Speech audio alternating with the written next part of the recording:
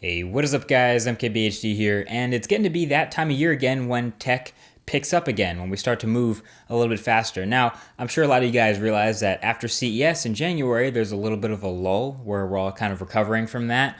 But now it's getting to be that point where we're speeding up and we're getting some new announcements and some new leaks. So as if the current generation of smartphones isn't good enough already, here are the 5 best upcoming smartphones to expect in the next couple weeks and months. Number 5 is the Moto X2, or the successor to the Moto X.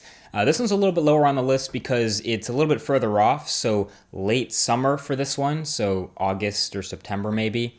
But this will be the first smartphone that we see from the new Motorola after the Lenovo acquisition. So we haven't really gotten a whole lot of information about what exactly is changing behind the scenes at Motorola, who's staying, who's leaving, what kind of designers are going to stay on board, and what kind of philosophies will stay on board.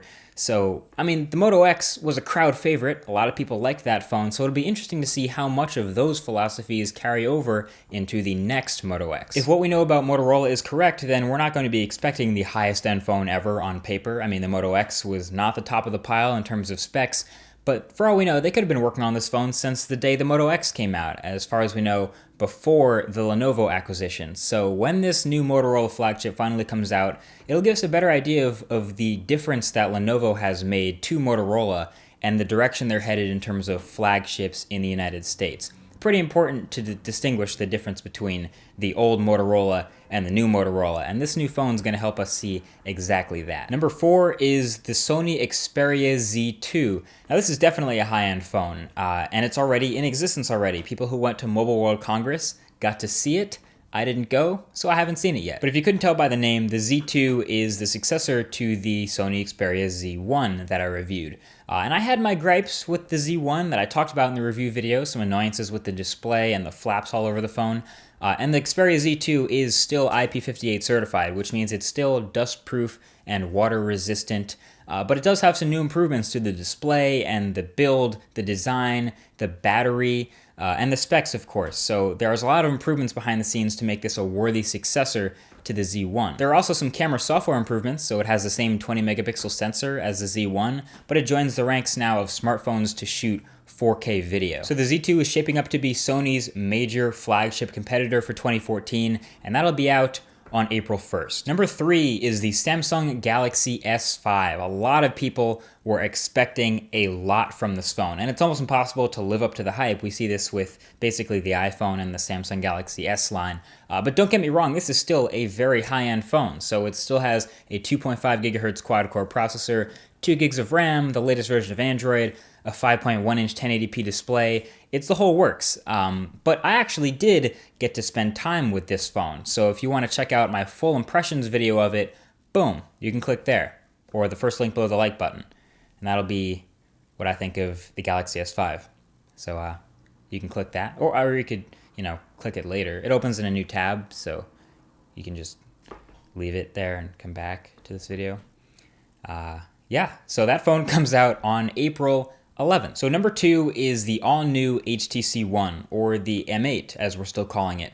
It's the successor to the M7, or the current HTC One, which I'm actually using as my daily driver recently and liking a lot.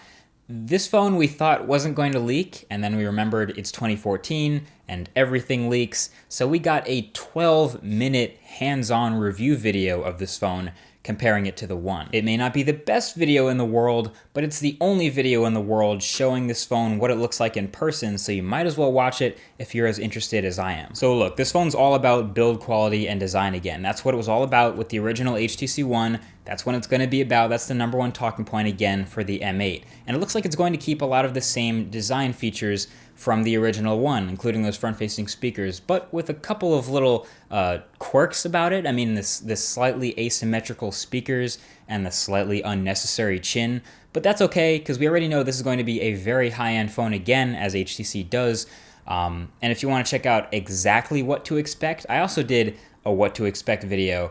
I'll just leave that link right below that like button if you want to watch that. So we learned very quickly last year after the One Max came out that it's really all about that one flagship. So we'll find out on March 25th exactly how successful HTC is going to look this year. So number 1 is the Oppo Find 7. Now this phone's a sleeper for a lot of people, but you know how I mentioned a lot of the previous phones plan on being high-end, top-notch, flagship caliber specs?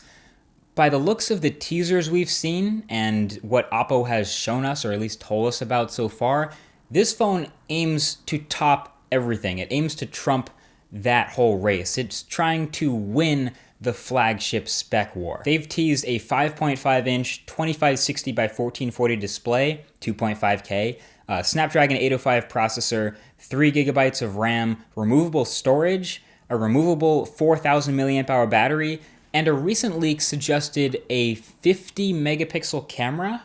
50? 50? Okay. Basically, the only thing we're not sure about with this phone is the design. So obviously the Find 5's design was very nice, but that was a sealed phone. The Find 7 is going to be an unsealed phone. So really, I'm very, very curious to see if Oppo can pull this all together into one flagship spec package. It seems like there's so much new stuff, it would be really difficult to pull it all off, especially the new camera rumors got me kind of nervous about what to expect with this phone. But I'm going to keep my eye on Oppo's social media as well as all the other companies that we mentioned in this video. And we'll see Oppo's new flagship, the Find 7, on March 19th. So what are you looking forward to most this 2014? If I nailed it, feel free to give this video a thumbs up. But there are plenty of other phones you could name. The Galaxy Note 4, the iPhone 6, the Nexus 6. Feel free to let me know what the #1 phone you're looking forward to this year is in the comment section below. And maybe we'll see some new things down there. Either way, all aboard the hype train. Thanks for watching, and I'll talk to you guys in the next video. Peace.